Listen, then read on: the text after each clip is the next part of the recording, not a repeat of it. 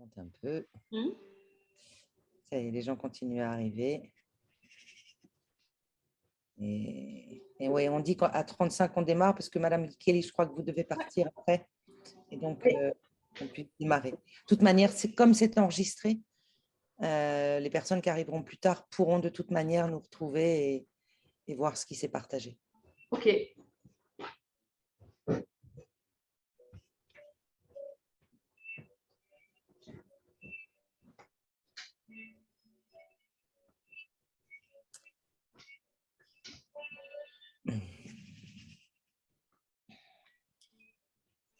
J'ai une bagarre de couple de pieds à l'extérieur. Si à un moment le son est trop fort, vous me le dites, je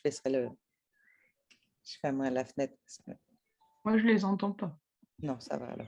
Madame Daven, les enregistrements seront sur notre page YouTube, si je ne me trompe pas, avec un accès gratuit. Et sur cette page, d'ailleurs, vous aurez l'occasion de retrouver les autres webinaires qu'on a donnés précédemment.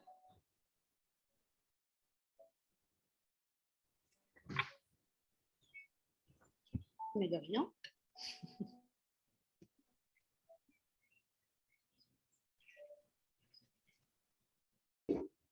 Ça te va, Véro, si on commence?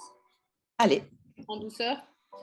On commence en douceur et on laisse les gens arriver sereinement. Alors, pour les personnes qui sont présentes, merci beaucoup d'être encore avec nous. Alors, pour ceux qui nous suivent depuis un certain temps, vous avez déjà un petit peu l'habitude de nos fonctionnements.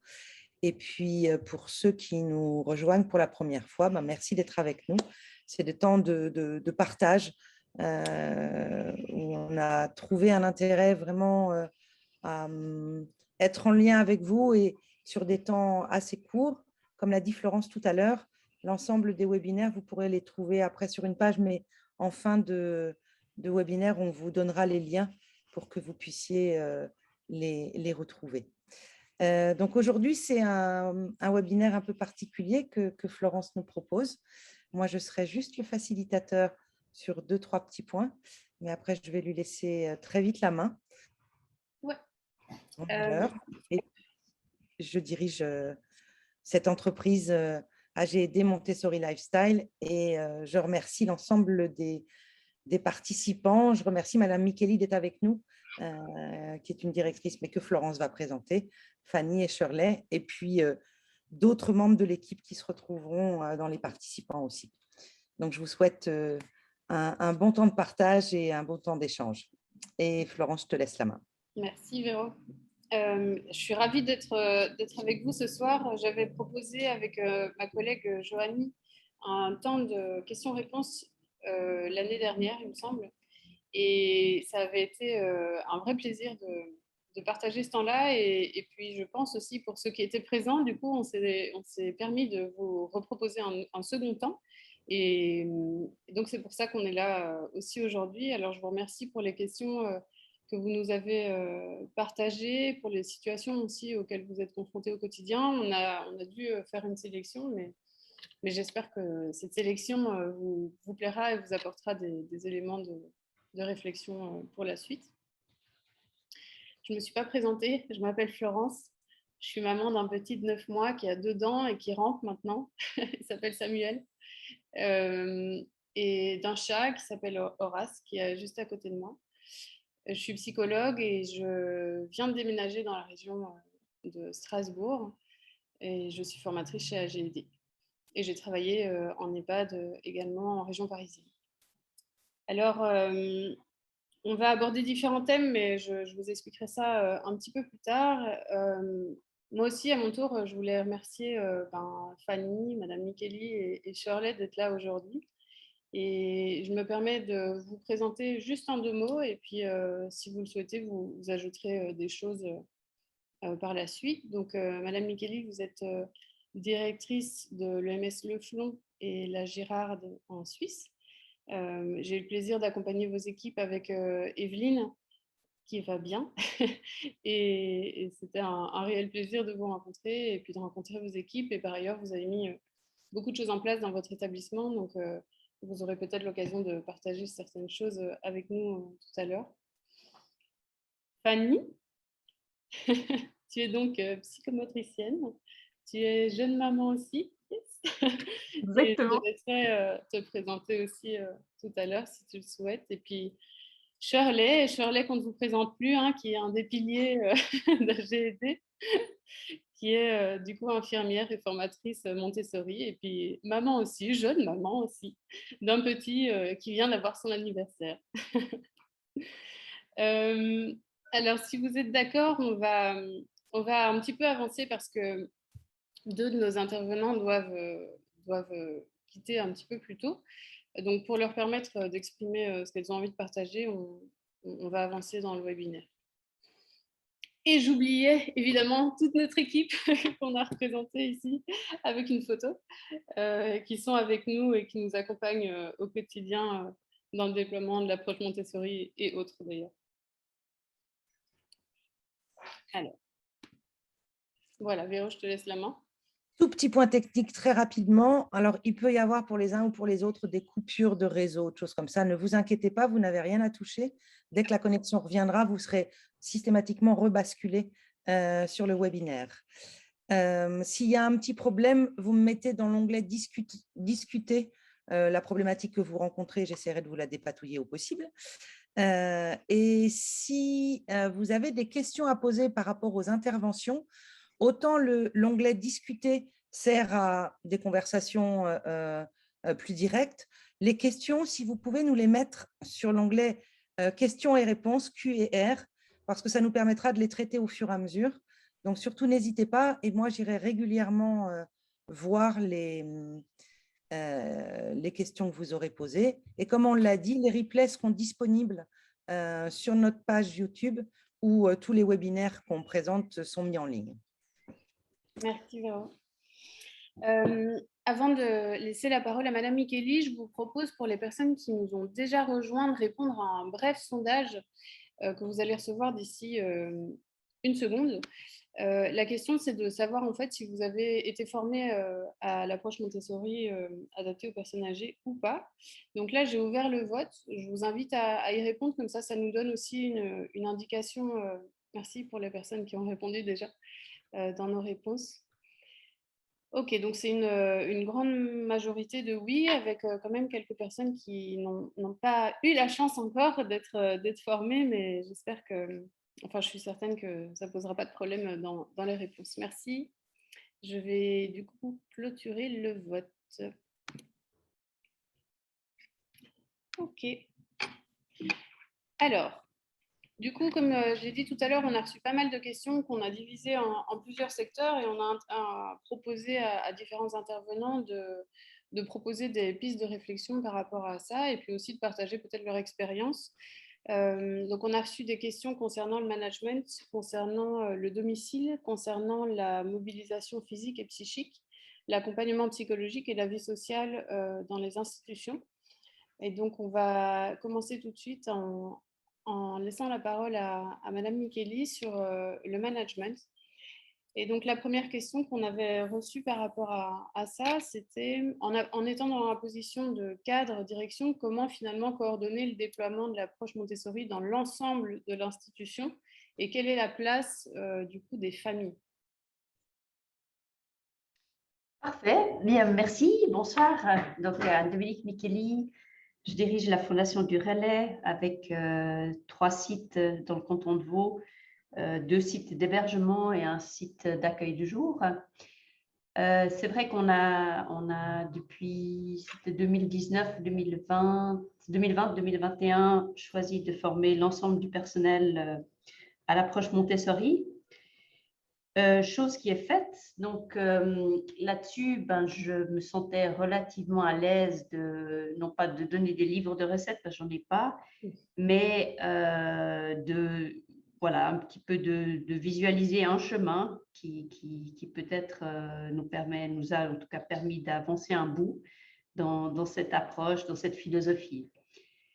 Quand on a été formé, eh bien c'est vrai que la méthodologie de formation, on l'a toujours terminé avec un plan d'action où les gens qui étaient par groupe de 12 à 14 personnes terminaient leur session de 3 jours avec une manière de capter les idées dans un plan d'action et puis comment les mettre en œuvre. Donc, on a laissé ces plans d'action se faire.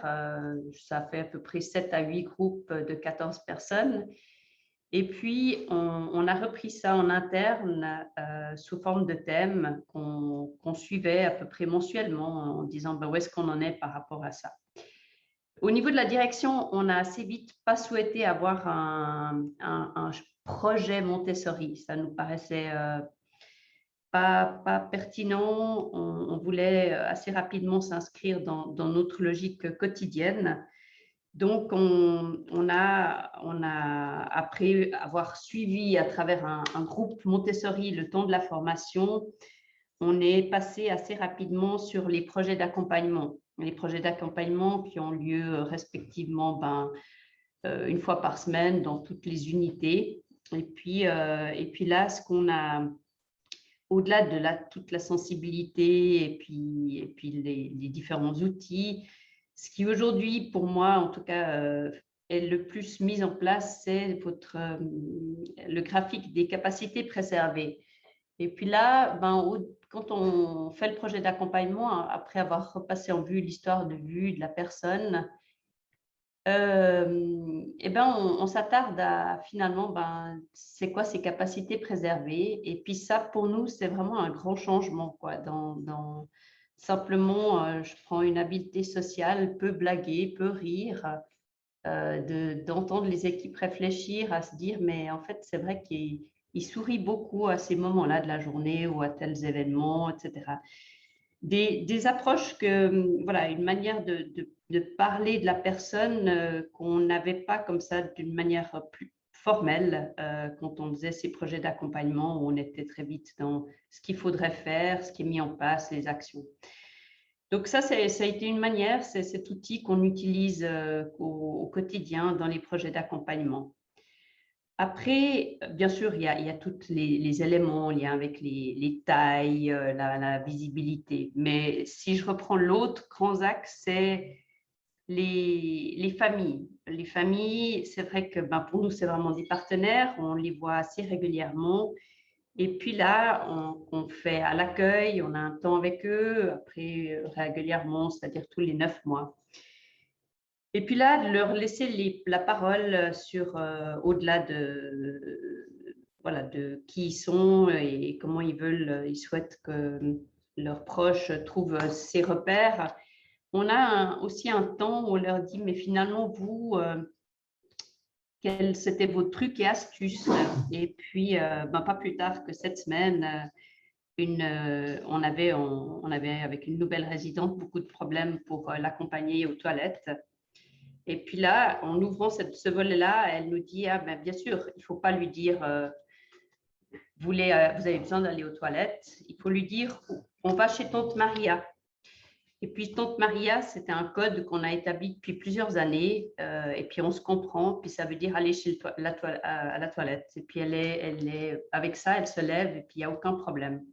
Et ça faisait plus d'une semaine qu'on bloquait sur une non-collaboration. Et puis, depuis lors, on a repris la notion qu'on va chez Tante Marie. Et puis, ça passe bien. Donc, c'est des petits éléments qui ponctuent notre chemin. Donc, en termes de management, c'est toujours de solliciter à travers ces trucs et astuces, ces capacités préservées. C'est un questionnement du quotidien qu'on essaye de faire vivre. Merci pour votre témoignage, Madame Micheli. Je trouve que c'est assez parlant l'exemple que vous avez donné avec les familles sur comment finalement vous avez su créer du lien avec elles pour les entendre et finalement pouvoir débloquer une situation qui était vécue comme difficile, j'imagine, tant pour les équipes que pour la personne en elle-même. Je me permets, si vous êtes d'accord, on avait reçu une deuxième question qui m'avait semblé intéressante aussi par rapport au contexte post-Covid, qui était de savoir si en fait l'approche Montessori et le déploiement et de travailler autour finalement d'une approche centrée sur la personne était vraiment la priorité dans ce contexte. Est-ce que vous voudriez dire quelques mots par rapport à ça? Oui, alors disons, comme nous tous, hein, c'est vrai que la- les directives sanitaires étaient très drastiques. Et puis, l'arrêté cantonal pour le canton de Vaud disait que, à un moment donné, plus de visites. Mais dans l'arrêté cantonal, il y avait aussi la notion de cas de rigueur. Et puis, en ayant des institutions où les proches sont là pour certains au quotidien, et puis en lien avec les droits fondamentaux, je ne me voyais pas fermer l'établissement. Donc, fort de ça, sur cette notion de cas de rigueur, on a travaillé sur c'est quoi ces critères des cas de rigueur. Et puis là, on en a défini 3. Un, c'était le rythme à laquelle les proches venaient, le lien, et puis encore un 3e. Et puis, on s'est approché de ces personnes en disant, voilà, vous pouvez continuer d'entrer, de venir, parce que pour nous, vous faites partie des cas de rigueur. Et c'est ainsi qu'on a traversé cette période en ayant toujours environ entre 5 et 6 proches qui entraient et qui sortaient de l'établissement et qui effectivement étaient présents. En tout cas, dans le cadre de ces gens, ils nous disaient, si vous n'aviez pas fait ça, vous n'aviez pas un mort sur la conscience, vous en aviez 2, parce que de couper le lien que j'ai avec mon époux ne serait pas joué. Après, c'est vrai qu'en ayant aussi une structure d'accueil de jour, on est en mission psychiatrie de l'âge avancé spécifique, hein.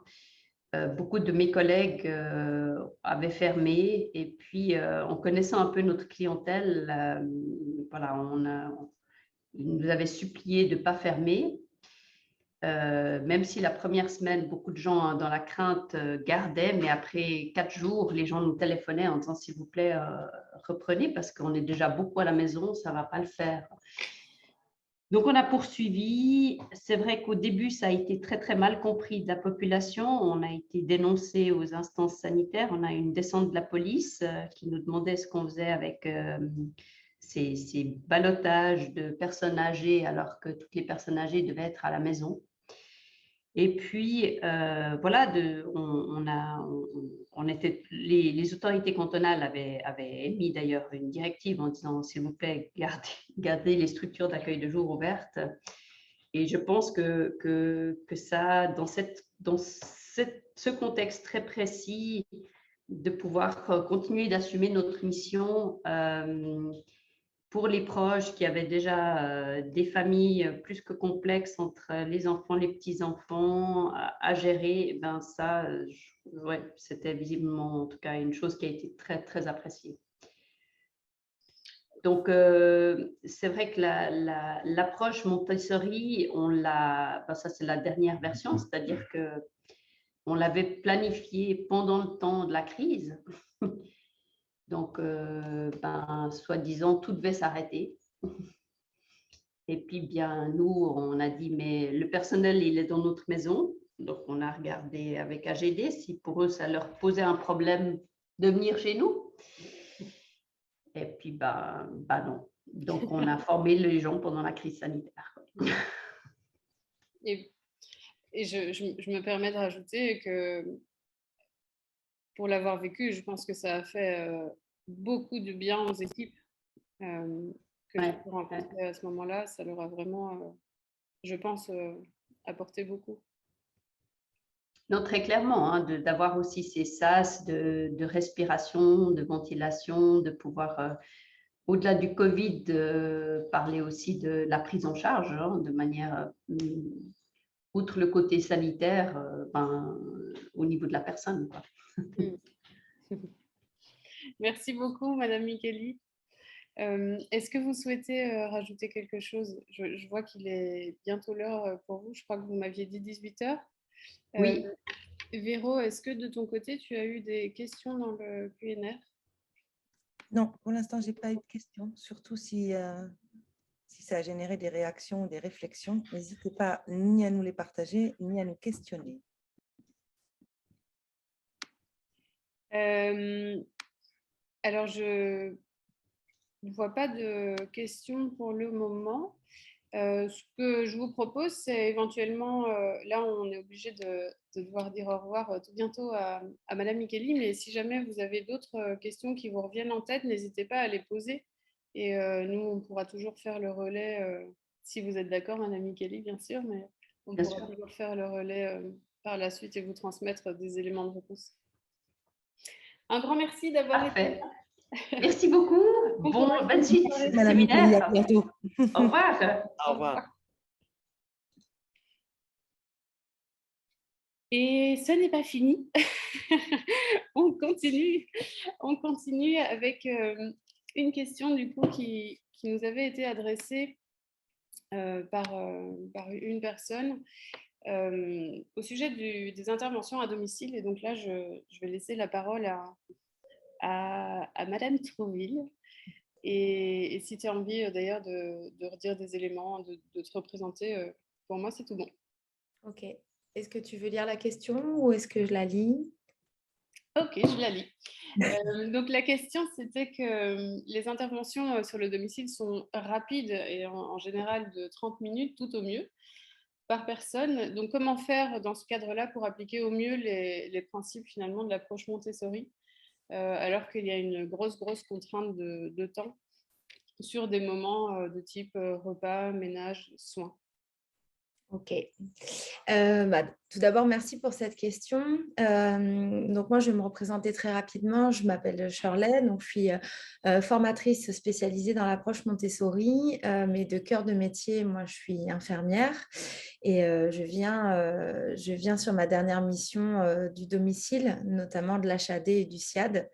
Et donc forcément, cette question me parle bien, même si je pense que c'est une question qu'on pourrait tout à fait mettre en parallèle avec des questionnements de professionnels dans les EHPAD, qui vont aussi souvent nous dire, voilà, quand on a un manque de temps dans le soin ou le temps accordé à une personne qu'on accompagne, comment on peut appliquer au mieux ces principes. Je pense que ça se rejoint.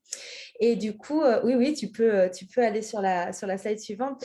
De mon expérience, en tout cas, et de ce qui va être mis en place, je pense qu'il y a une question de ce qu'on met en place dans la démarche Montessori, dans la philosophie. Je tiens vraiment à insister sur cette notion de philosophie et de posture qu'on prend.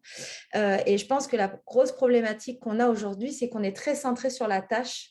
Vous le nommez bien, hein, vous parlez du soin, du repas, de l'entretien de l'environnement, et qu'on n'est pas du tout centré sur la personne. Et je pense que dès qu'on sort un peu de ce carcan de la tâche et qu'on arrive à vraiment cibler la personne qu'on accompagne, on va peut-être se mettre beaucoup moins de pression aussi sur les objectifs et de se dire que dans 30 minutes, au final, il y a énormément de choses qu'on peut faire dès lors qu'on s'attarde sur la personne. Et moi, je pense que ça commence déjà par la considération qu'on va avoir vis-à-vis d'elle quand on va rentrer en contact avec elle, la manière dont on va s'adresser à elle, essayer de ne pas être dans l'imposition, mais d'être dans la proposition.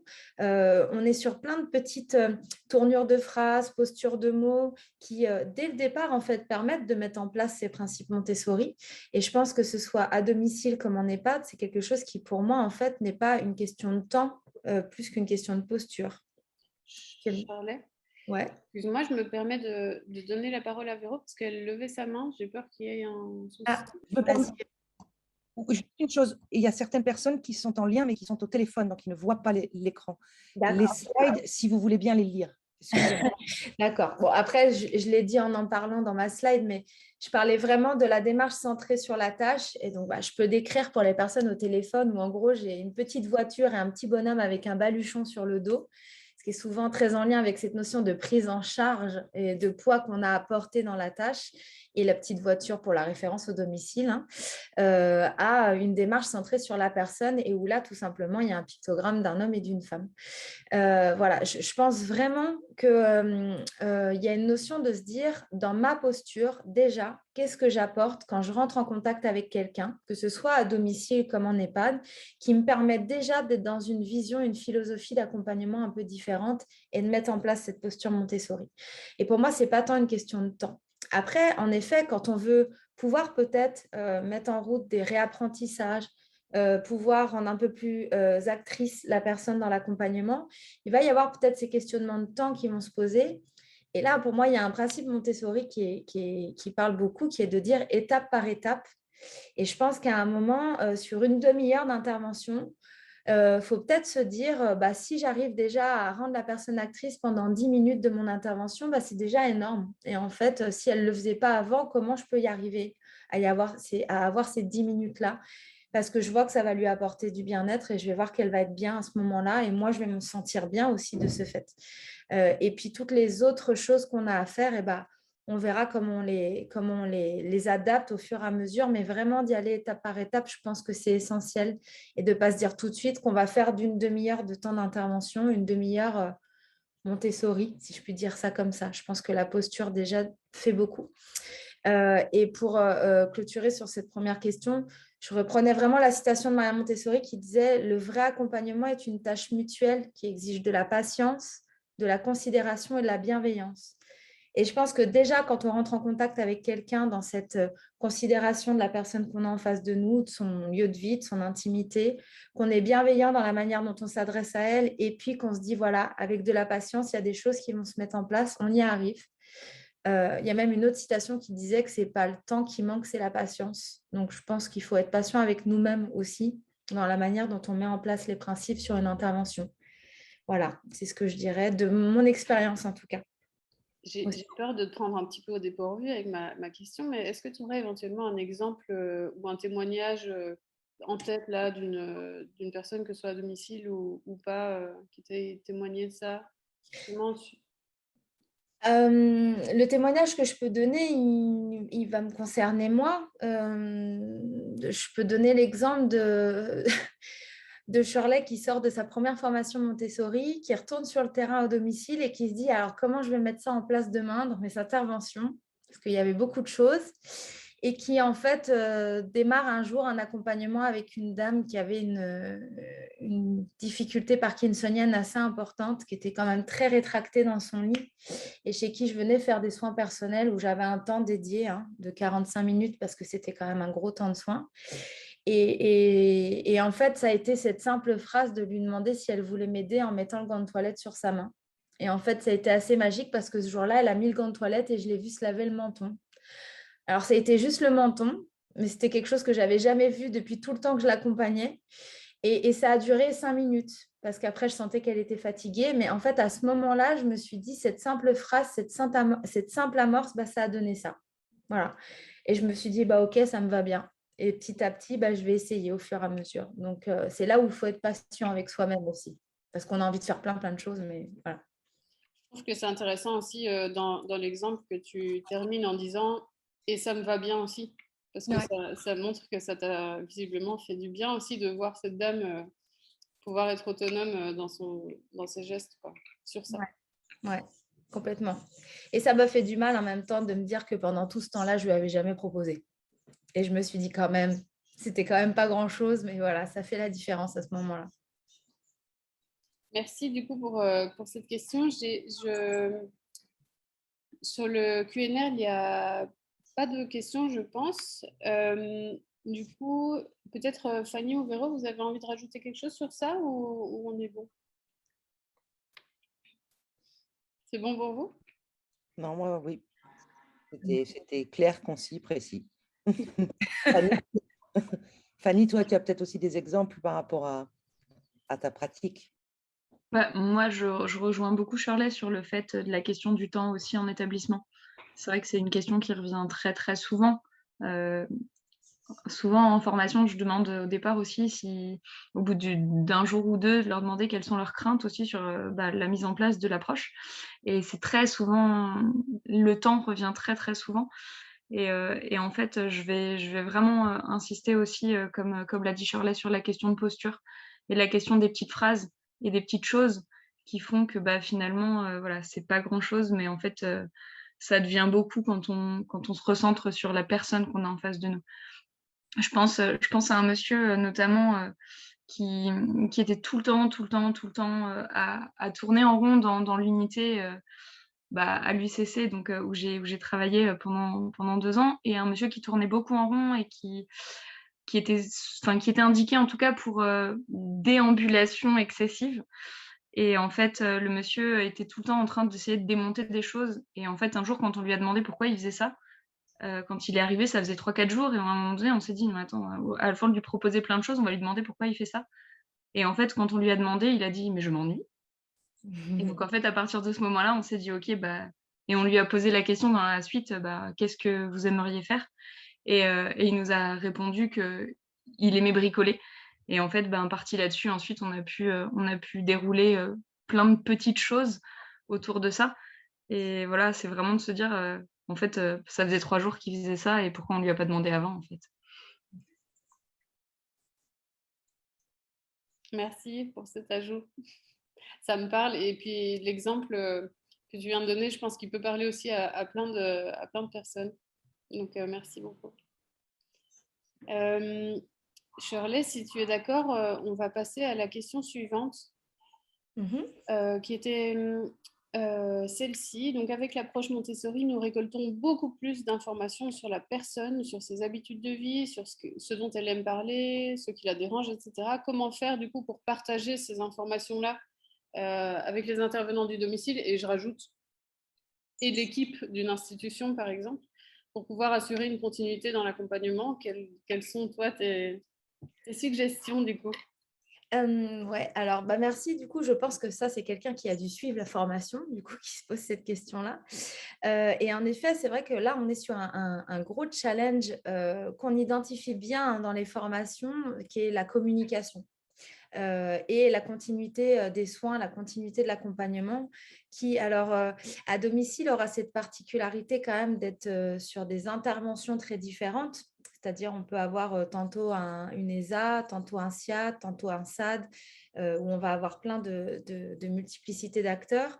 Je pense qu'en EHPAD, on est sur la même tendance de se dire qu'on aura tantôt l'infirmière, l'aide-soignante, l'animateur et autant de professionnels différents qui vont intervenir. Mais il y a vraiment cette notion de comment on arrive à rendre accessibles en fait, ces informations-là. Et donc, c'est vrai que là, il y a un vrai challenge quand on fait cette démarche-là, de se dire, déjà, premièrement, on se pose la question de qui est la personne, on recueille les infos sur qui est la personne. Après, le deuxième temps, pour moi, c'est de se dire comment on rend ces informations-là accessibles facilement, ce qui est un vrai enjeu quand même de pouvoir les donner envie d'aller consulter ça. C'est souvent, on va vous parler des projets personnalisés, on va vous dire oui, mais ils ne sont pas lus. Alors déjà, il y a une question de posture là aussi, c'est-à-dire est-ce que moi, en tant que professionnelle, je me rends compte que ce projet personnalisé, pour moi, c'est un outil fondamental, bien plus qu'un plan de soins où je vais savoir que Madame Untel, elle a telle taille de protection ou qu'elle a une prothèse dentaire en haut et en bas. Comment j'arrive à travailler sur l'idée que ces informations-là, elles sont importantes. Et donc, pour pouvoir aller les consulter, il y a la notion d'accessibilité. Est-ce que c'est un dossier informatique? Est-ce que c'est un dossier papier? Je pense que là, il faut se poser la question aussi en fonction des outils qui vont être utilisés par la structure. On va de plus en plus vers le digital. Donc, il y a aussi ce challenge-là. On supprime de plus en plus le papier pour aller sur des logiciels. À domicile, il y a cette notion de travailler avec les mobiles, les téléphones, mais il y a quand même toujours un peu un dossier papier qui est présent à la maison. Comment on peut rendre accessible cette information-là, tantôt sur l'un, tantôt sur l'autre, en fonction de ce qui est plus facile pour les intervenantes. Et puis après, qui peut les consulter? Je sais qu'on nous pose souvent la question de se dire oui, mais si on laisse un dossier papier avec ces infos-là, est-ce que ce n'est pas dérangeant? Est-ce que ce n'est pas des informations confidentielles? Alors, encore une fois, dans l'approche Montessori, je vous rappelle que la question qu'on se pose, c'est qui est la personne? Et ce n'est pas quelles sont ses pathologies, quels sont ses antécédents, quels sont ses diagnostics. On n'est pas sur un secret médical protégé par quelque chose de secret professionnel. On est sur vraiment qui elle est.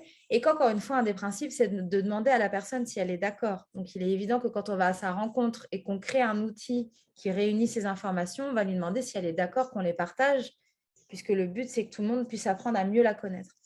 Donc voilà, en lien avec ça, moi, je voulais partager 2 outils qui sont pour moi assez riches et assez intéressants. Le premier que vous voyez sur la gauche, c'est le portrait chinois. C'est quelque chose dont on parle beaucoup, qui a été mis en place en institution et que moi, j'ai mis en place à domicile aussi, qui est vraiment un outil très visuel, très facile à créer, en rendant en plus la personne actrice de cet outil-là, qui va permettre en fait, par le biais d'une feuille à 3 ou à 4, à choisir en fonction de ce qu'il y a à mettre dessus, mais de découper des éléments, de choisir des photos qui représentent la personne, qui représentent ses centres d'intérêt, qui représentent qui elle est en fait, hein, simplement, sans forcément donner de choses très personnelles et très intimes.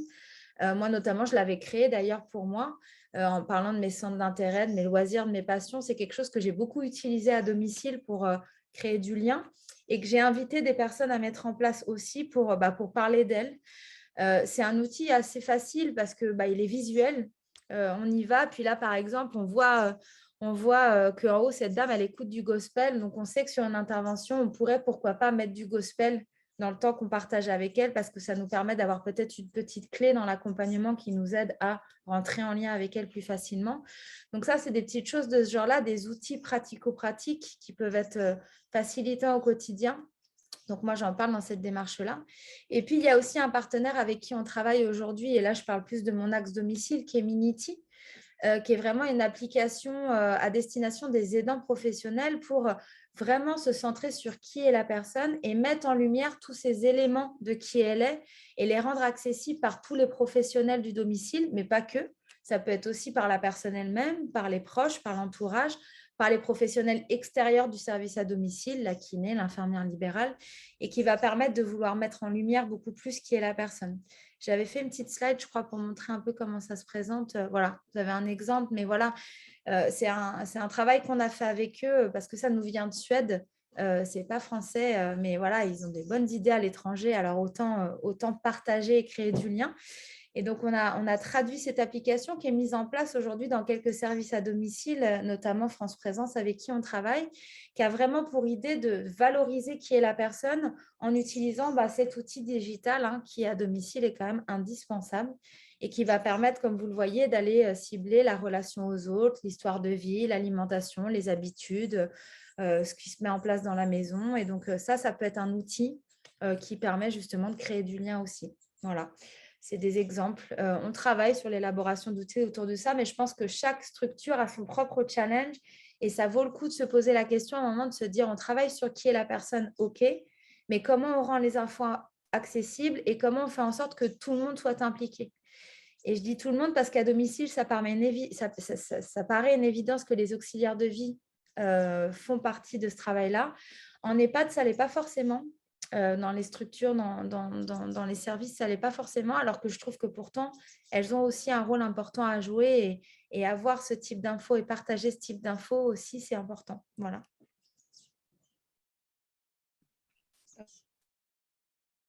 Voilà. Et je me permets juste de rajouter par rapport à l'accessibilité des infos. Dans une ou deux questions, on abordera la question des PPR ou des projets de vie personnalisés.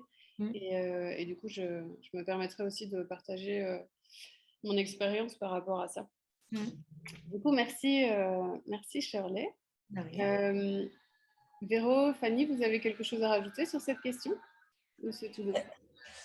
Oui, juste un tout petit point par rapport à ce qui a été expliqué des portraits chinois. Donc, pour ceux qui ne le voyaient pas, c'était, comme a dit Shirley, un A3 avec des photos, avec ce que la personne apprécie et aussi ce qu'elle n'aime pas.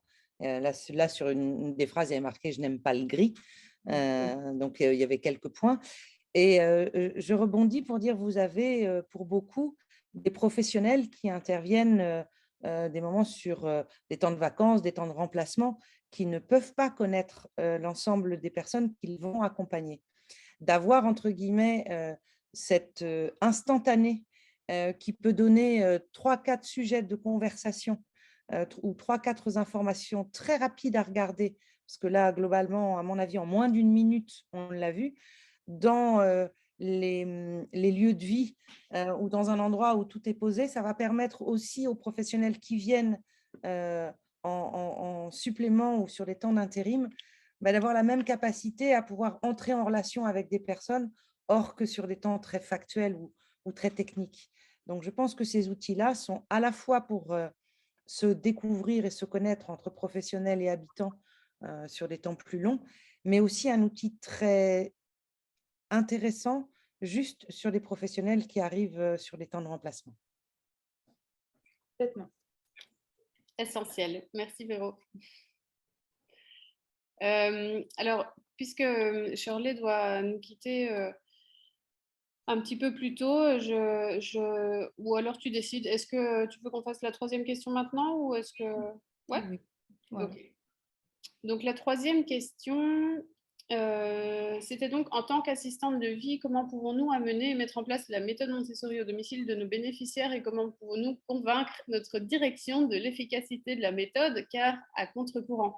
Et ça, encore une fois, je me permets de faire le lien avec des personnes peut-être salariés d'une institution ou pas salariés, peu importe, mais en tout cas employés d'une institution qui se disent ah là là, oui, j'aimerais bien, mais comment faire du coup pour convaincre la hiérarchie.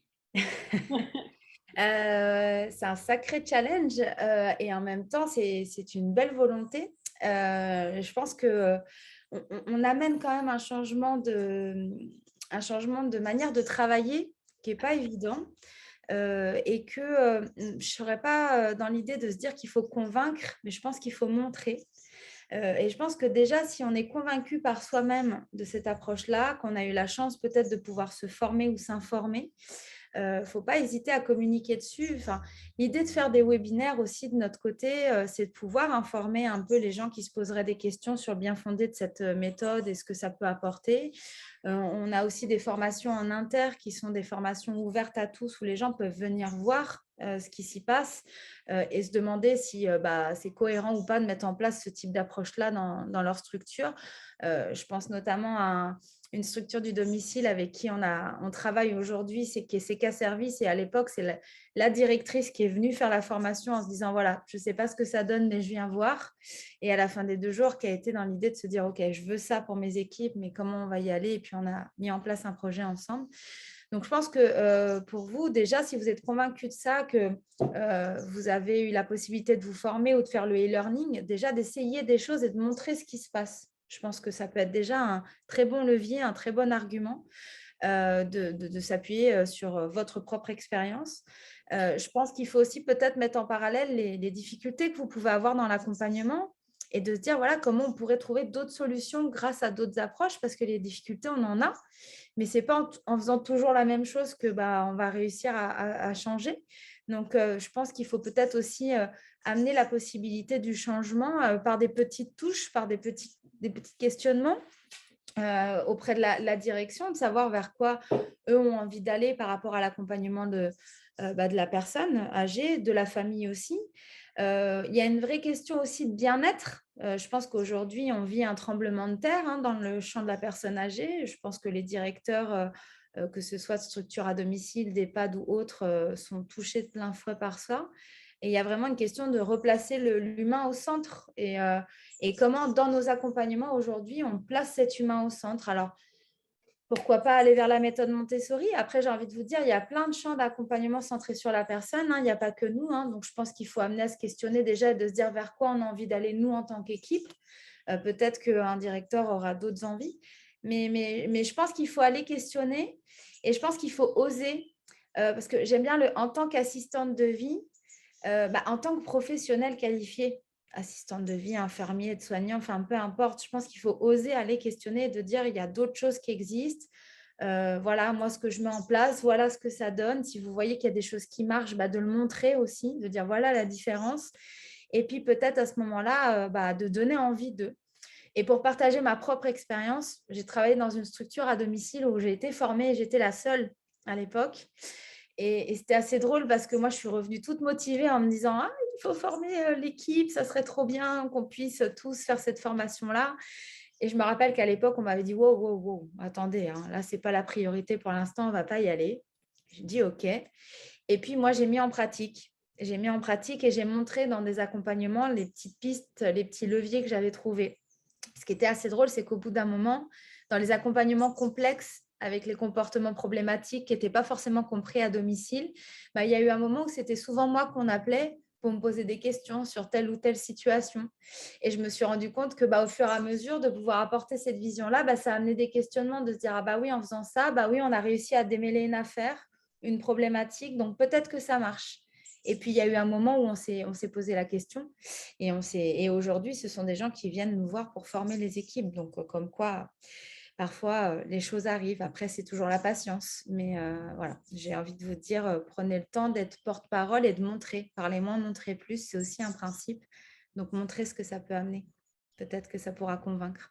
Et je me permets de rajouter un truc, Shirley, que ce soit en institution et au domicile, surtout ne pas hésiter à faire intervenir la personne que vous accompagnez et à lui demander, tiens, comment vous vous êtes senti en fait quand je vous ai demandé si vous étiez d'accord de m'aider. Et puis d'avoir aussi des recueils de témoignages par rapport à ces personnes-là, parce qu'il n'y a rien de tel pour convaincre une direction que ça vienne de la part des bénéficiaires ou des habitants d'une institution. Ça sera le meilleur argument qui soit. Ça, c'est une évidence. Fanny, je m'excuse, tu voulais rajouter quelque chose? Ouais, parce que la question, elle est vraiment centrée sur la direction, mais en formation, il y a aussi énormément comment on fait pour convaincre les collègues. Et je trouve que c'était intéressant aussi de souligner que la réponse est la même, en fait, que tout ce que Shirley a raconté et qu'en montrant et en devenant finalement un, un, un acteur de cette approche-là, et ben, avec les situations qui se débloquent, voilà, c'est cette discussion-là que viendra ensuite les questionnements et le positionnement de cette approche, et ensuite les collègues qui se diront en fait, ouais, pourquoi pas, pourquoi est-ce qu'on n'essayerait pas une façon différente? Voilà. Et si je peux ajouter, ouais, je l'aime bien cette photo. Mais oui, mais c'est pas si simple hein, d'échapper aux anciennes idées pour arriver sur des nouvelles. Et si je peux me permettre à ajouter aussi l'idée que ce soit vraiment une invitation, quand bien même on est convaincu, quand on m'impose, je m'oppose, ça marche avec tout le monde, y compris avec des directions. Et je pense qu'il faut vraiment rester dans cette posture d'inviter à tester, découvrir autre chose. Et puis, si ça ne prend pas, bah, ça ne prendra peut-être pas tout de suite, mais ça fera son chemin. Et si nous, on est sûr de ça et qu'on est toujours dans cette invitation permanente, eh ben, il y a peut-être des petites idées comme ça qui vont à un moment éclater un popcorn et ça viendra. Et notamment, moi, je suggérais souvent les livres aussi à des collègues avec qui je m'entends bien, avec qui je sais qu'on a la même vision de travail et de leur dire, bah voilà, si ça t'intéresse, toi, va te documenter. Il y a des livres qui existent là-dessus, je t'invite à aller les lire. Et ça peut être, après, à ce moment-là, des alliés qui arrivent en disant, ah ouais, ça m'a passionné, c'était top. Et là, on commence à être deux, trois à partir là-dedans. Et notamment nos livres, hein, ça peut être des suggestions de lecture à faire. Alzheimer, une vie pleine de défis, notamment. Je sais qu'il y a certaines personnes pour qui ça a créé un déclic de se dire, ah ouais, ça peut amener des choses différentes aussi. Donc voilà.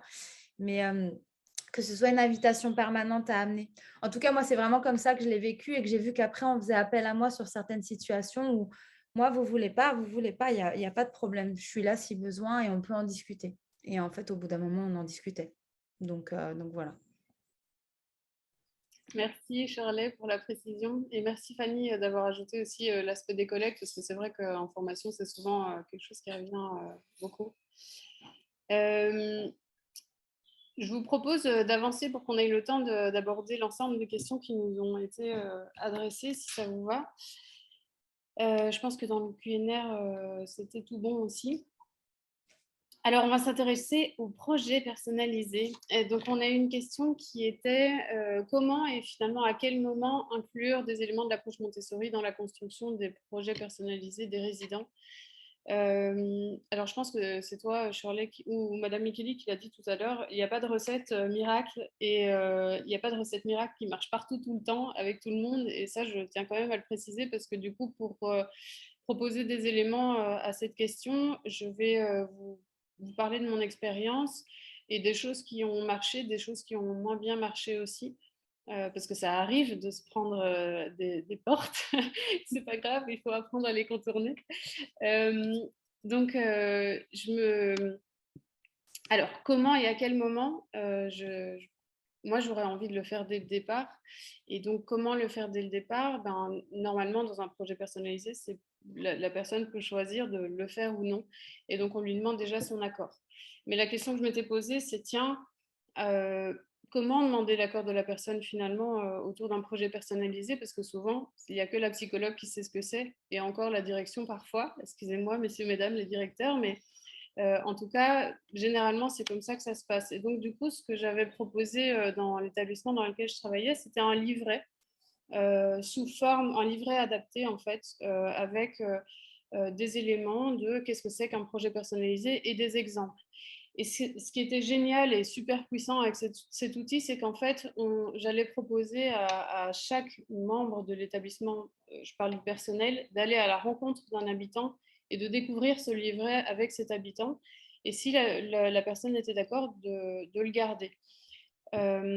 Ce livret-là, je vais vous le partager dans la conversation juste après en format Word pour que vous puissiez l'adapter selon vos besoins et l'établissement dans lequel vous travaillez. Mais ça, c'est vrai que c'était une première approche super qui permettait en fait déjà de créer un lien en fait entre le référent et l'habitant. Et donc, sur base de ce livret, après, il y avait la question qui était posée de savoir si la personne voulait ou non faire le projet personnalisé, construire son projet de vie avec le référent. Alors, le référent, je m'étais creusé la tête pour savoir comment faire pour que la personne soit d'accord, parce qu'il y a une limite de temps. Moi, je n'étais pas à temps plein dans mon établissement, donc je ne pouvais pas demander à chaque habitant qui est-ce que vous voulez comme référent. Mais si, rappelez-vous, Clarisse, c'est l'infirmière, donc je ne suis pas partie dans ce sens-là. J'ai observé les interactions qu'il y avait entre les habitants et l'ensemble des membres du personnel, non soignants et soignants. Et puis après, j'ai fait une jolie liste des référents et des membres et des habitants. Et puis, j'ai demandé la validation auprès de chaque membre du personnel. Est-ce que tu es d'accord ou pas d'accompagner monsieur ou madame dans son projet personnalisé? Et en fonction, j'ajustais ma liste aussi en fonction des observations. Et puis après, au moment où le référent se présentait à la personne avec ce livret, du coup, comme je vous l'ai dit, il y avait la question de est-ce que moi, je peux vous accompagner dans ce projet? J'étais assez fière parce que généralement, c'était souvent un grand oui. Et donc, le livret était laissé dans la chambre de la personne parce que le projet se construisait au fil des semaines, étant donné que bien souvent, les membres du personnel n'avaient pas beaucoup de temps à accorder d'un seul coup à la personne. Au moment aussi de la réunion, la fameuse réunion que tout le monde redoute. Ah oui, non. Il y avait aussi l'invitation de la personne de confiance, bien sûr, si l'habitant ou la personne le souhaitait. Donc ça, généralement, c'était moi qui faisais un courrier à la personne de confiance. Et en fait, tout à l'heure, en préparant ce webinaire, je me disais, mais pourquoi est-ce qu'on n'aurait pas pu finalement faire en sorte que ce soit l'habitant qui invite carrément sa personne de confiance à cette fameuse réunion? L'idée, c'est d'engager encore plus la personne dans le projet personnalisé, dans son projet personnalisé. Donc, pourquoi pas construire une lettre ou une carte ou même un appel téléphonique voilà, à ce moment-là. Pour la réunion de présentation, donc, il y avait plusieurs membres du personnel qui étaient présents, mais évidemment, l'habitant était présent s'il le souhaitait. Et donc, globalement, je pense que ça se passe un petit peu pareil dans tous les établissements, mais ce que je me suis dit, c'est comment vraiment impliquer la personne à cet endroit-là. Parce que du coup, nous, on travaillait avec NetSoin, on faisait les projets sur NetSoin, ninani, nanana.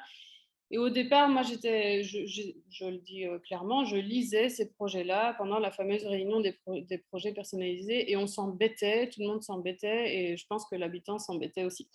Et donc, du coup, après, ce que j'ai fait, c'est que j'ai repris en fait les projets sur un document Word. J'ai simplifié un tout petit peu pour que ce ne soit pas trop long non plus et j'ai adapté la taille de l'écriture et j'ai demandé à la personne, est-ce que vous êtes d'accord de lire en fait les projets qui vous concernent aux membres des personnes qui sont là. Et je suis assez fière de dire que généralement c'était un grand oui. Et en fait, ça a été magique. Ça a été magique parce qu'on a eu des personnes qui, de prime abord, on se serait dit ouais, non, elle n'est pas trop engagée, voilà, elle a tout le temps envie de rester dans sa chambre, elle a envie de rien faire, elle, oui, là. Et puis on a eu cette dame qui a partagé ses projets devant 5 ou 6 personnes, dont médecaux, cadres, infirmiers, personnel, la comptable était là. Et ça a été vraiment magique d'observer en fait ce moment-là où l'ensemble des membres qui étaient présents regardaient avec des grands yeux cette dame qui prenait tout son temps pour lire ses projets personnalisés, mais en fait le temps, là, il avait juste plus d'importance, quoi. Et donc ça, j'avais envie de vous le partager. C'est aussi un document... alors, je vous le partage, mais bon, vraiment, ça m'a pris 2 secondes à le faire, mais comme ça, vous avez au moins la trame. Je vous le partagerai dans la conversation. Mais donc ça, c'était vraiment une manière d'engager la personne dans la lecture de ce projet. Et donc, en fait, ce qui était drôle, c'est qu'à cette réunion, après, moi, je posais la question, est-ce que vous êtes d'accord? Et il n'y a jamais personne qui a dit, ah ben non, moi, je ne suis pas d'accord, étant donné que c'était la personne qui expliquait ce qu'elle avait envie et qui on est, nous, pour dire, ah ben non, ce n'est pas possible, quoi. Donc, c'était vraiment, c'était puissant. Par rapport aux professionnels aussi, je leur donnais une petite boîte à outils avec des outils dont on parle dans l'information, par exemple la catégorisation, j'aime, j'aime pas, avec des petites images, etc. Ou le texte de lecture, ce qui permettait d'avoir des éléments à manipuler en fait entre le référent et la personne qui l'accompagnait. Et puis une base aussi de discussion sur déjà qui êtes-vous en fait, qu'est-ce que vous aimez, vous n'aimez pas, qu'est-ce que vous aimeriez faire. Et ça permettait de faire émerger des projets, petits ou grands, peu importe. Alors, par rapport à l'accessibilité des informations, ça, pour ma part, c'est vraiment un truc sur lequel j'ai bugué parce que je n'étais pas d'accord. Enfin, les PPR étaient classés dans un beau classeur qui n'était pas accessible puisqu'ils étaient rangés dans mon bureau. Et du coup, je me suis dit, mais quel est le sens de ça? Et en fait, je voudrais amener 2 éléments de réponse. C'est que les membres du personnel étaient tellement impliqués dans la rédaction des PPR parce qu'ils y voyaient du sens que finalement, ils avaient en tête ce qu'ils devaient faire. Et ils avaient en tête comment accompagner la personne. Et ils ne l'oubliaient pas, en fait. Et la deuxième chose, c'est qu'après, j'ai travaillé sur alors ça, je suis désolée, je m'en suis rappelée juste tout à l'heure. Je ne l'ai pas inclus dans le PowerPoint, mais pareil, si vous voulez, je peux vous la partager après.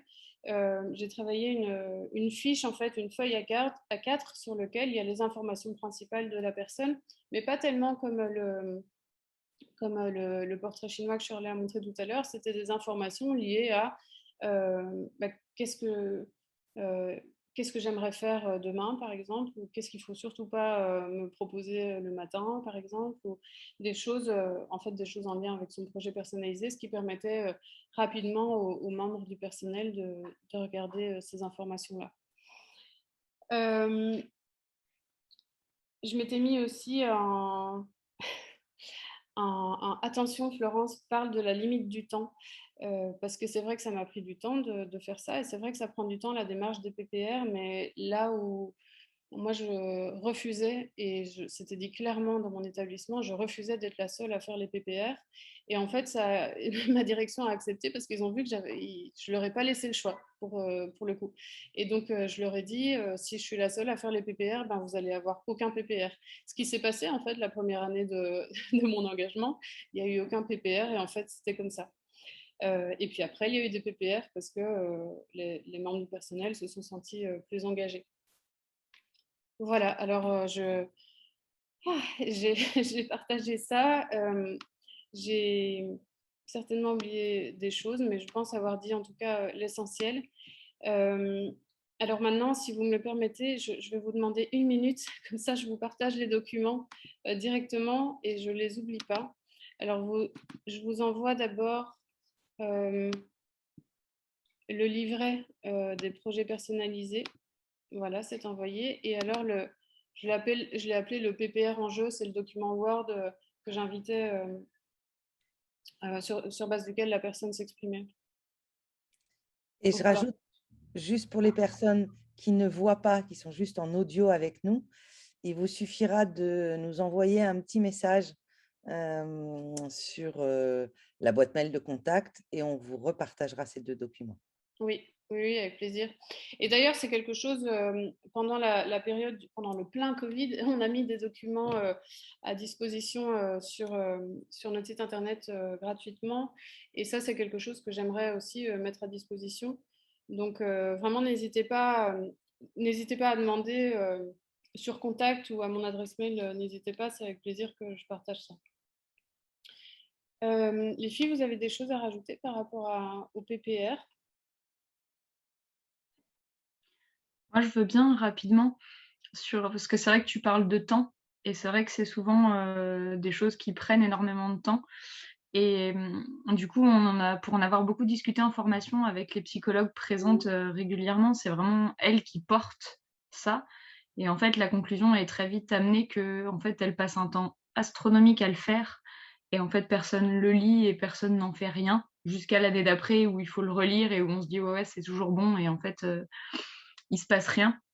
Comme tu disais, Florence, voilà, de vraiment pouvoir engager tout le personnel là-dedans.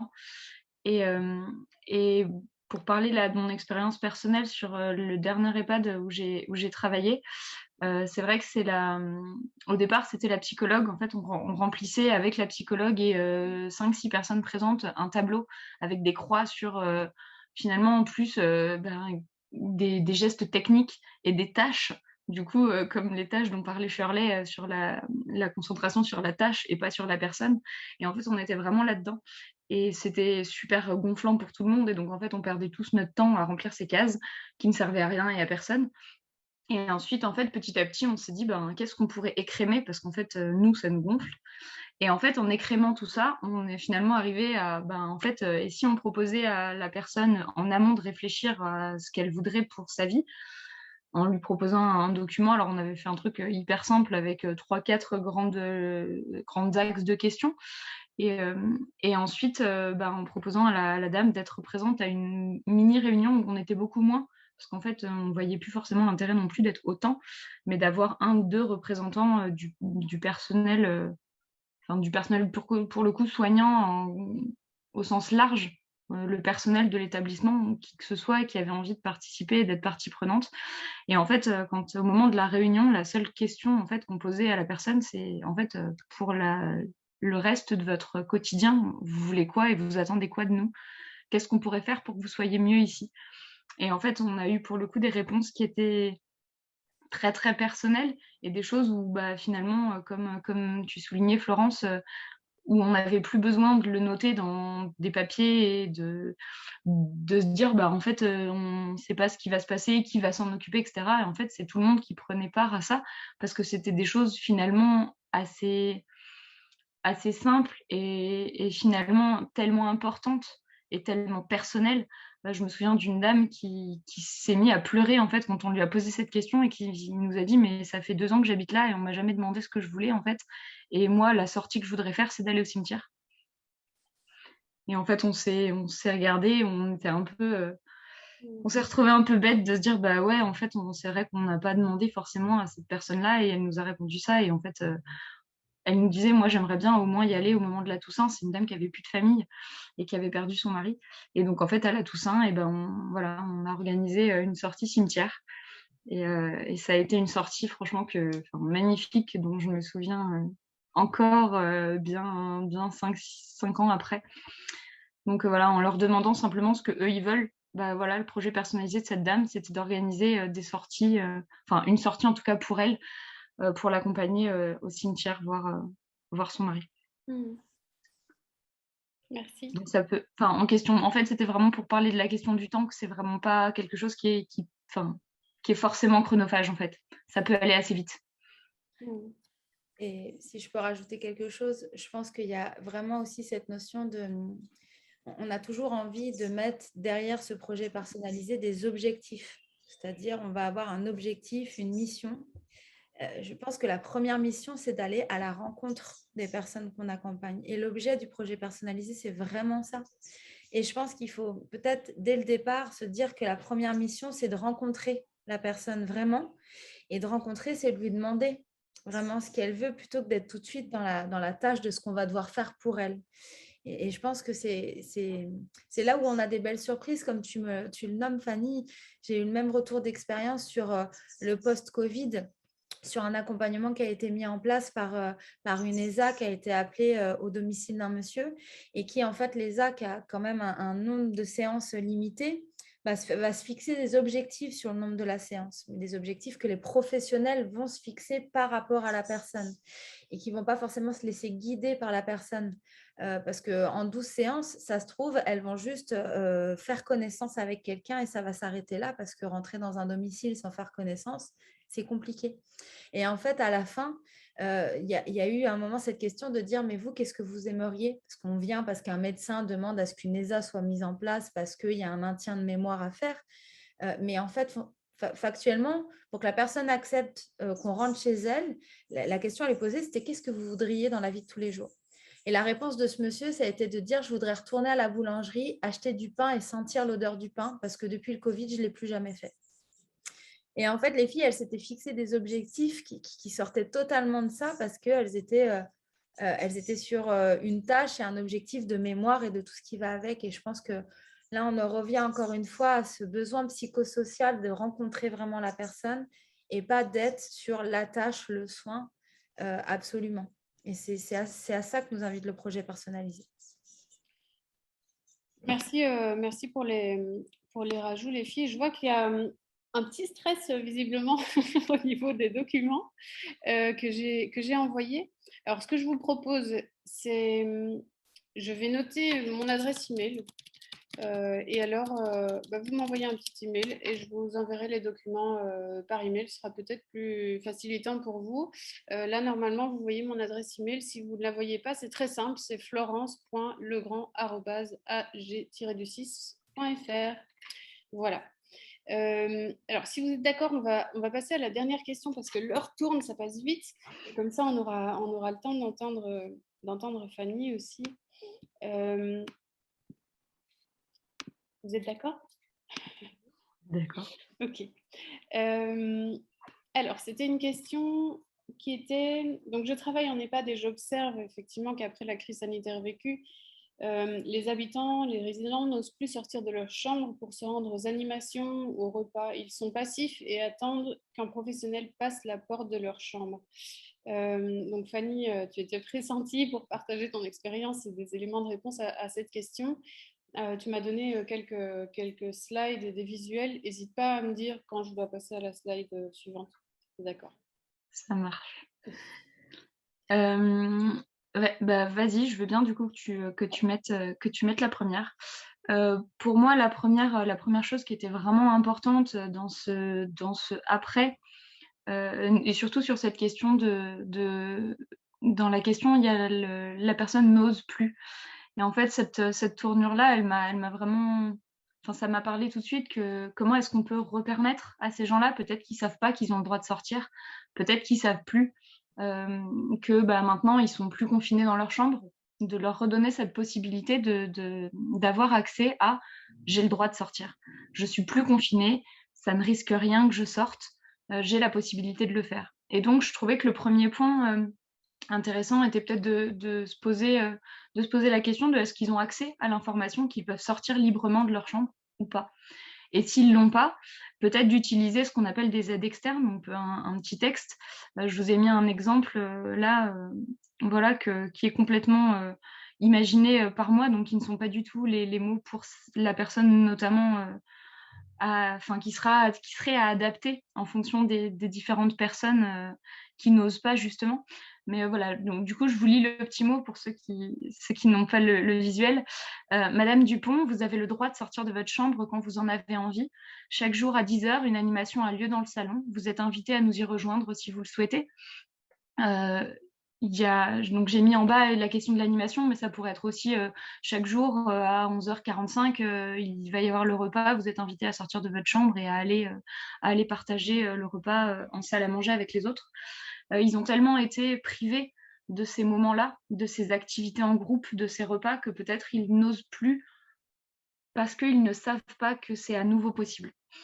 Il y a une citation que j'aime bien et qui renforce, je trouve, ce côté de besoin d'écrire les choses pour que les gens puissent tout seuls, après, avoir cette information, même quand on n'est plus là, nous, professionnels, plutôt que de leur dire tous les jours « mais si vous pouvez sortir, mais si vous pouvez sortir, mais si vous pouvez sortir », de mettre voilà, cette chose-là. Et la citation, c'est « dis-moi, j'oublie, montre-moi, je comprends, et implique-moi, j'apprends ». Et dans l'implication, il y a notamment la lecture, et plus la personne va lire ce document, plus elle va se sentir, elle va regagner cette liberté de mouvement qu'elle a peut-être perdue et qu'elle a même sûrement perdue avec ces confinements successifs voilà, dus au Covid. Donc ça, c'est le premier élément voilà, de réponse que j'avais envie d'apporter. Le deuxième, c'est quelle serait leur motivation de sortir de leur chambre. Donc de chercher vraiment les centres d'intérêt des gens qui n'osent plus et qui n'ont plus cette initiative. Et finalement, j'ai envie d'élargir à tous ceux qui restent en chambre et qui n'ont pas forcément d'activité. Qu'est-ce qu'ils ont envie, qu'est-ce qu'ils aiment, ces gens-là, de revenir sur vraiment qui ils sont et qu'est-ce qui pourrait les motiver à sortir de leur chambre. Et donc, voilà, Florence, tu l'avais classé dans engagement psychique et physique. Et je pense que les deux vont vraiment, vraiment ensemble. En plus de ma casquette du coup de psychomotricienne, je suis intimement convaincue que de toute façon, l'un ne va pas sans l'autre. Et voilà, et donc par le biais notamment de ces décatégorisations dont parlait Florence tout à l'heure, du j'aime, j'aime pas, voilà, d'avoir des images et des cartes à classer pour connaître un petit peu plus les gens et d'avoir des idées, parce que des fois, on leur pose la question, bah, vous aimez quoi? Qu'est-ce que vous avez envie de faire? Et la question est beaucoup trop grande. C'est très compliqué. Moi, j'aime bien la poser au début en formation quand je demande aux gens de se présenter, de me donner une chose ou deux qu'ils aiment bien. Et en fait, ensuite, quand je commence à parler de cette façon d'avoir les centres d'intérêt des gens, et ben, je leur rappelle ce moment-là. Et généralement, ils me disent, ouais, mais du coup, on se connaissait pas, alors on ne savait pas trop quoi vous dire. Et puis bon, quand on nous demande vous aimez quoi, ben, on ne sait pas trop quoi répondre. Et en fait, ils font très rapidement le lien entre ah ouais, mais en fait, c'est ce qu'on fait quotidiennement avec nos résidents quand on leur demande bah, qu'est-ce que vous aimez, qu'est-ce que vous avez envie de faire. Et donc, vraiment, ce support visuel, voilà, j'avais envie de vous le partager sur des choses qui sont, voilà, qui sont somme toute des activités qu'on peut proposer assez facilement. Et voilà, et des choses qu'on ne penserait pas forcément à dire, bah ouais, j'aime manger ou j'aime prendre l'apéro, bah voilà, des gens n'osent pas forcément dire ça et que si on le propose, je vois des oui-oui. C'est une carte que je montre assez régulièrement en formation parce que les gens me disent ah bah ouais, et généralement elle fédère assez vite. Et finalement, c'est quelque chose que j'utilise et qui, auprès des personnes accompagnées, pour le coup, en UCC, là où je travaillais, c'était quelque chose aussi qui très souvent était classé dans j'aime. Et en fait, c'était quelque chose sur lequel on s'est beaucoup appuyé pour fédérer, pour créer de la vie en fait dans l'endroit où on était. Voilà, donc du coup, ça c'était la deuxième partie de réponse. À partir du moment où on a les intérêts des gens, on va pouvoir leur proposer une activité qui a du sens pour eux et dans laquelle ils auront envie de s'engager, ils auront envie de s'investir. Si l'activité n'a pas de sens pour eux, forcément, ils n'auront pas non plus envie de sortir de leur chambre. Donc voilà, donc si je garde l'exemple de l'apéro, je veux bien que tu passes à la slide d'après, Florence, s'il te plaît. Voilà, merci. Du coup, pour ceux qui ne la voient pas, c'est des photos. En fait, c'est deux personnes qui trinquent au moment d'un apéritif, justement, organisé. Et à côté, c'est des personnes qui sont en train de faire un gâteau ensemble. Et en fait, c'est voilà, c'est vrai que je prends souvent l'exemple de la nourriture, mais c'est vraiment quelque chose qui est assez motivant pour beaucoup de gens. En EHPAD, il y a beaucoup de personnes aussi qui se plaignent de la nourriture, alors que pour le coup, il y a des endroits où je trouve que la nourriture est relativement bonne. Moi qui viens 3 jours en formation, mais en fait, d'aller questionner aussi peut-être derrière la motivation d'aller manger. Est-ce que j'ai peut-être pas envie de temps en temps de choisir ce que je vais manger? Est-ce que j'ai pas envie de temps en temps de cuisiner moi-même avec la façon dont moi j'avais l'habitude de faire ce que je vais manger? Voilà, même l'apéritif, ça peut être un moment aussi de réflexion ensemble pour fédérer aussi. Je veux bien que tu passes, Florence, à la 3e. Ah ouais, du coup, j'avais mis d'autres photos d'activités. J'ai mis une photo d'une dame qui fait sa lessive dans son lavabo et de personnes qui sont en train aussi de faire la vaisselle et d'essuyer la vaisselle. Voilà, je voulais aussi parler d'activités qui sont des activités courantes de la vie quotidienne où on peut aussi ressolliciter les gens voilà, sur ce genre de choses. Et du coup, j'en avais mis encore un autre. Oui, j'avais mis plusieurs exemples un petit peu pour que ça parle à tous les niveaux. En fait, j'avais mis une activité de la vie quotidienne, des choses qui sont plus voilà, fédératrices, en tout cas de repas, de partage. Et ensuite, là, une activité en plusieurs étapes, de faire des petits sachets de lavande, notamment. Voilà, avec l'étape 1, avec les capacités aussi préservées, comme parlait Madame Micheli, des différentes capacités que les gens avaient. Et donc, de la possibilité d'investir chacun d'une tâche en fonction de ce dont il est capable de faire. Et donc là, à gauche, vous avez quelqu'un qui trace les... oui, en effet, mon fils est rentré. Donc, vous avez quelqu'un qui trace les patrons, vous avez quelqu'un ensuite avec les capacités préservées et les domaines experts de la dame qui était couturière, donc qui savait se servir d'une machine à coudre, et ensuite de personnes qui qui ont été en train d'émietter la lavande pour ensuite en faire des sacs. Voilà, c'est des activités aussi qui peuvent motiver les gens à sortir parce que, bah oui, moi, c'est quelque chose qui me parle et que j'ai fait souvent. Et donc, voilà, qui peuvent donner envie aux gens de sortir. Et donc, sur mon quatrième, vas-y. Et donc, sur mon quatrième point qui arrive là, celui de fédérer et de créer du lien pour faire apparaître de l'entraide. Et j'ai pas mis le terme, mais on aurait pu rajouter sur la communauté. Vraiment l'importance de créer, dans les EHPAD notamment, ce côté convivial, ce côté communauté, ce côté lien social avec pas seulement le personnel, parce que quand le personnel s'en va, en fait, ben, on se retrouve un peu tout seul. Enfin, il se retrouve un petit peu tout seul. Et donc de dire, ben, qu'est-ce qu'on pourrait imaginer, qu'est-ce qu'on pourrait proposer comme activité pour créer cette entraide, notamment, bah, voilà, au moment d'activité par exemple. Donc à gauche, vous avez une image de 2 personnes qui sont en train de faire un gâteau ensemble. Au milieu, vous avez 2 messieurs qui sont en train de porter une table ensemble aussi pour aller. L'objectif là, c'était ensuite de la poncer et de la relazurer, voilà, en prévision de l'été. Et à droite, un moment très très banal, mais qui moi, voilà, est le genre de moment que j'adore voir. C'est une dame qui est en train d'ouvrir le sucre et de le mettre dans le café du monsieur, voilà, qui regarde et qui est finalement très content que cette dame, voilà, prenne soin de lui à ce moment-là. Voilà, fédérer, je pense que c'est vraiment aussi une grande ligne importante à penser. Pourquoi j'aurais envie de sortir de ma chambre? Bah, j'aurais aussi envie de sortir de ma chambre pour aller dans la chambre peut-être de la voisine, qui est ma copine, et avec qui j'aurais envie de partager un moment.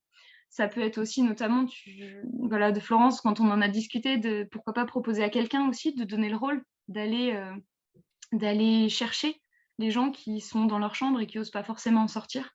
Ça peut être aussi voilà, un référent, quelqu'un qu'on est un ami ou quelqu'un avec qui on a observé qu'il y avait des relations particulières, de dire, ben voilà, est-ce que vous voulez bien, avant chaque repas ou avant les animations, aller voir Madame Untel et puis bah, lui proposer de venir et éventuellement bah, l'accompagner.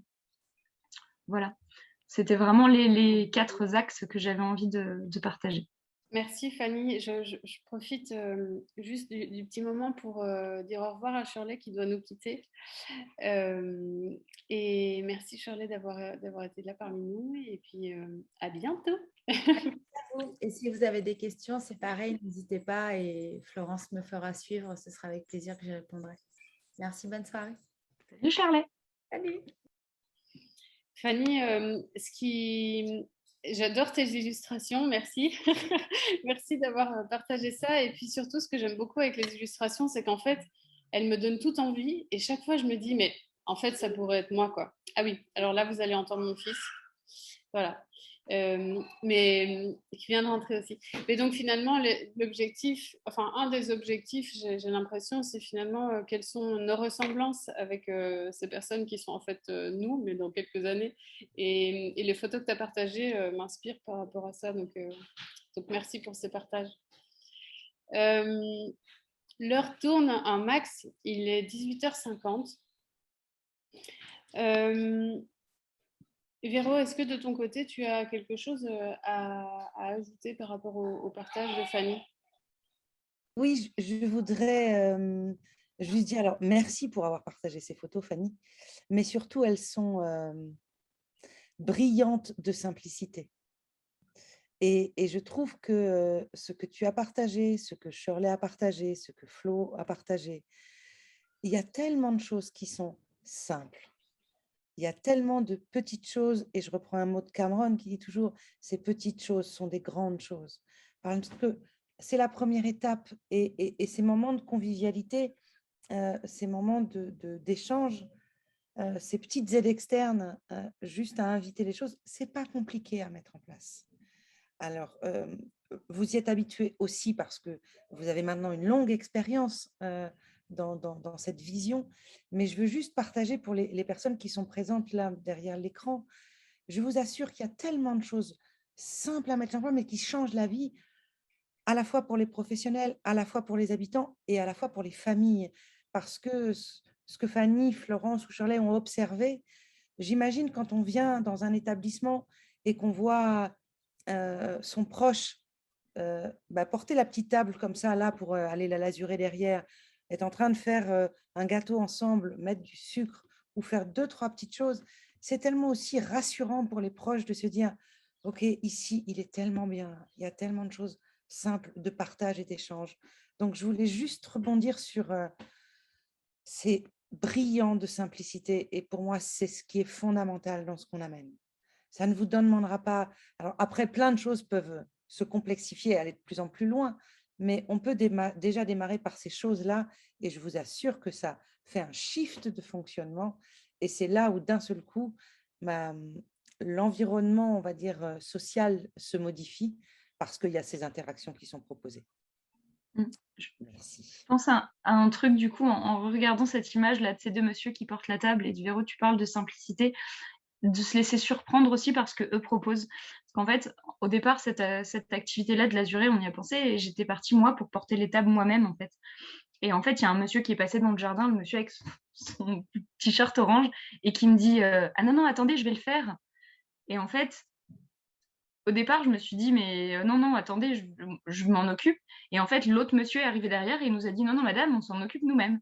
Et donc, les deux messieurs ont pris la table à ce moment-là pour eux aller à l'activité. Et en fait, on peut vraiment les impliquer pour tout, tout, tout. Et en fait, ils ont envie de nous aider, comme disait, comme ce qu'elle racontait Shirley avec la dame où on lui a donné le gant et où elle s'est lavé le menton. Bah, en fait, si on leur demande et si on leur demande leur aide, si on leur propose de faire des choses, et ben en fait, ils vont s'en saisir très très souvent. Voilà. Merci Fanny, merci Véro. Alors on va clôturer doucement, mais sûrement. On a du coup, comme je vous l'ai partagé tout à l'heure, des ressources gratuites qui sont accessibles sur notre site internet. On a fait 2 pépites aussi. Ce sont des livres qui sont accessibles chez ESF ou en librairie. Et puis aussi, je me suis permise de rajouter qu'on était sur Facebook et sur YouTube aussi, sur comment ça s'appelle, une page YouTube sur laquelle vous allez retrouver une chaîne, ouais, sur laquelle vous allez retrouver nos webinaires, dont celui-ci qui sera disponible très bientôt. Et voilà, alors Véro, je te laisse annoncer les bonnes nouvelles prochaines. Alors, on organise des inters pour aussi vous faire découvrir des propositions de formation qu'on délivre. Alors, il y en a une qui a été travaillée par l'ensemble une grande partie de l'équipe qui est un module alors qu'on appellerait plus classiquement fin de vie et que nous, on a appelé accompagner jusqu'au bout de la vie et qui est véritablement une pépite. Et puis, des inters, et alors là, l'équipe me dit toujours, tu as les yeux qui brillent quand on parle. Cameron revient sur l'Europe et donc Cameron se retrouvera à Montpellier au mois de septembre, donc à l'Université de Montpellier pour 3 jours de formation. Et puis, un inter qui est délivré aussi par Jérôme Herkes sur la récupération espacée, qui est une autre thématique que Cameron avait créée et qu'on délivre aussi. Donc, voilà pour ces temps futurs de rencontres dans différentes régions. Merci Véro. Alors, juste avant que vous ne partiez, j'aimerais proposer un dernier petit sondage en quelques secondes, qui n'est pas là, excusez-moi, mais ah oui, non, c'est moi qui dois vous le partager. Voilà, j'ouvre le vote. Donc, est-ce que vous avez apprécié ce moment de partage et est-ce que vous aimeriez le refaire? Vous avez aimé et vous aimeriez recommencer. Vous avez aimé, mais vous n'avez pas envie de recommencer. Vous n'avez pas aimé et vous avez envie de recommencer. Mais dans ce cas-là, c'est un peu bizarre. Ok. Ouh, 100%. Ok, bon, bah super. Merci pour les personnes qui ont pas voté. Ouh là là, ça grimpe, ça grimpe. Bon, bah, très bien. Bah, du coup, ça me donne une belle indication sur les webinaires prochains qu'on vous proposera. Vous avez mon adresse email, je suis disponible si vous n'avez pas eu les documents sur le chat. Et puis, toute notre équipe aussi se tient bien sûr à votre disposition via l'adresse contact. Donc, c'est contact@ag-du6.fr. Et alors là, c'est le moment où on va se dire au revoir.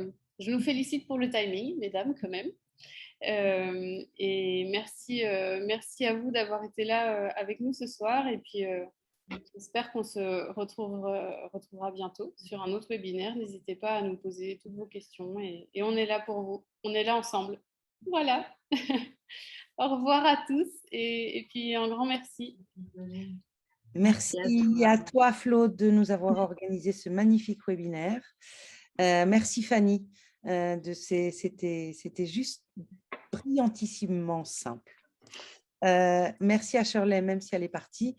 Et puis, merci à tous et à toutes de nous faire confiance, de nous suivre et puis de continuer à partager. Et comme l'a dit Florence, l'idée, c'est juste une grande communauté. Donc, autant on pourra partager, autant on le fera.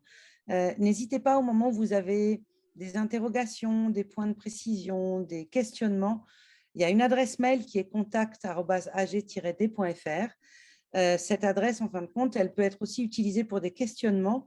Et nous, après, on le partage à l'ensemble de l'équipe, juste pour pouvoir vous amener des pistes, des réflexions, jamais de solutions, mais au moins de vous amener à penser différemment et à penser avec nous. Merci beaucoup de votre présence.